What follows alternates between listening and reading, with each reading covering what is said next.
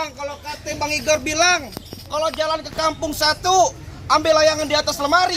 Kalau bukan lantaran acara ngudu mantu, nggak bakalan Bang Ipan yang udah ganteng saya bawa kemari. Tuh, udah datang kemari. Siapa? Bang Ipan.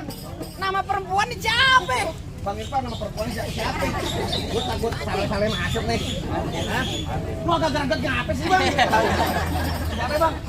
Namanya tuh, namanya Po Andin, apa benar di mana tempatnya? Namanya siapa? Namanya Po Andin. Po Andin. Po Andin. Po Andin di sini ada 3. Bel, lu kalau main palang pintu gue udah tadi pagi udah gaplokin. Nah, terus Udah gaplokin lagi. Kalau tahu begitu tadi gue tangkis. nah, mana? Mana lagi? Lu tanya Po Andin di sini ada 3. No, tukang warteg Po Andin. Po Andin ada 3 di mari. Ya iya, tukang cuci piring Po Andin. Nenek lu Po Andin ya? Nah, iya. Dan gue meninggal. Lu meninggal. Udah aluminium. Almarhum.